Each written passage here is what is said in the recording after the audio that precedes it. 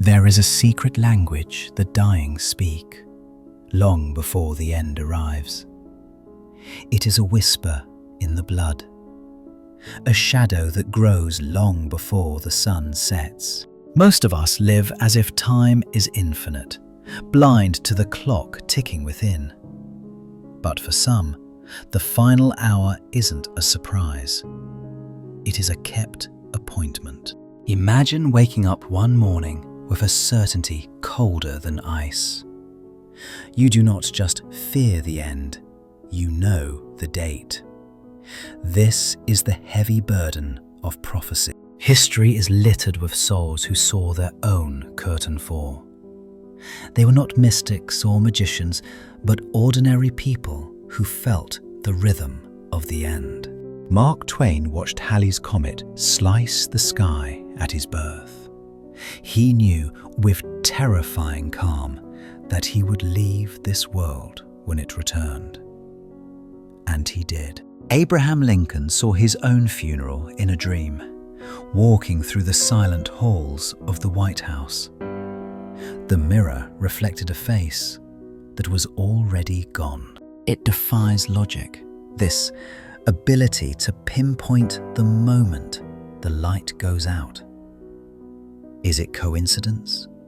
Or does the soul have a map we are simply too afraid to read? We call them impossible predictions because we are terrified they might be real. We cling to chaos because the alternative suggests a fully scripted fate. There is a strange peace in these stories, a sense of completion.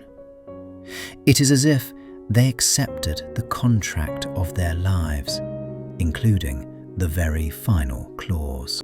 If you have ever felt a sudden chill, a sense that each chapter is closing before it ends, you understand the eerie and heavy weight of this foreshadowing. They walked toward their death, not with fear, but with recognition. Like meeting an old friend in a crowded room, they knew exactly who was waiting there. Science offers a colder comfort, suggesting the brain is a prediction machine. It calculates probabilities faster than our conscious mind can even blink. Perhaps the body whispers warnings we refuse to hear. Subtle shifts in chemistry, the faintest falter of the heart, encoded as a sudden, sharp intuition. We know the body keeps the score of our trauma, but perhaps it also keeps the schedule of our departure, sensing the machinery breaking down deep inside. This is the Prodromal Shadow, the symptoms that arise before the disease is named. Your unconscious mind connects the dots while you are safely sleeping. It manifests as a dream of drowning or a sudden urge to say goodbye.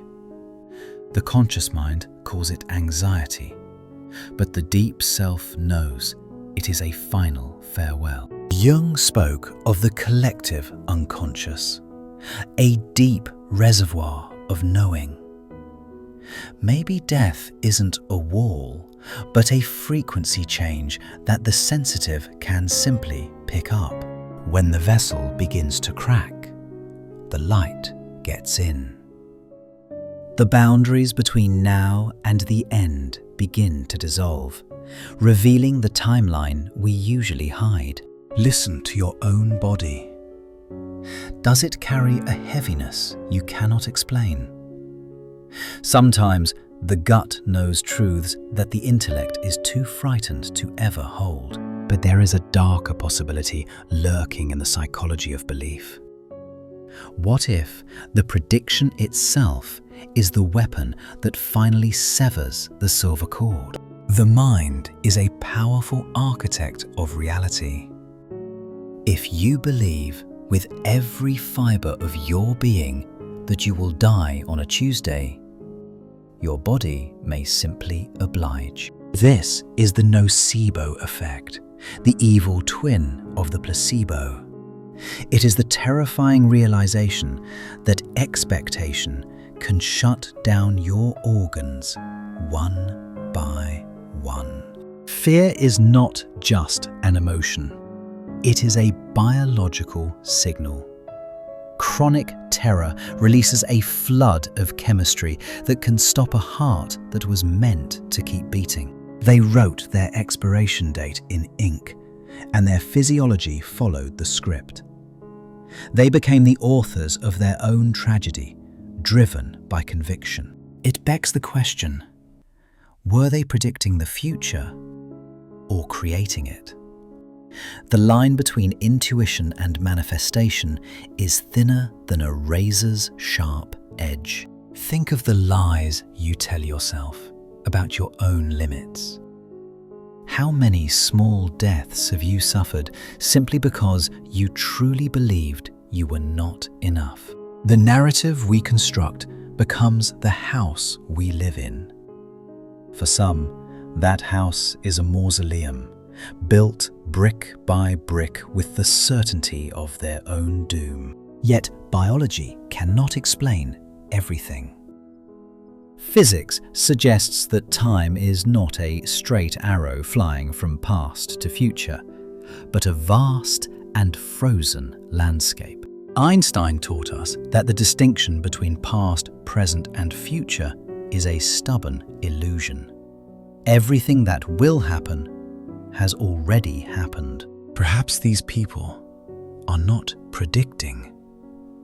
They are remembering. They have glimpsed the final pages of their book and mistaken memory for a prophecy. In moments of deep trauma or stillness, the linear mind collapses. We touch the eternal now, where birth and death exist in the very same heartbeat. It is the feeling of déjà vu, but cold.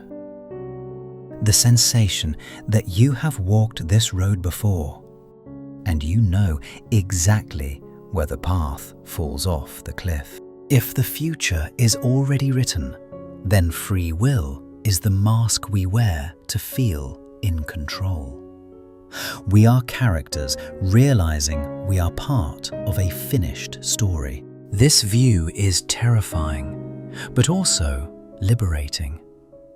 It suggests that death is not an error or a thief, but a fixed point in the geometry of your own soul.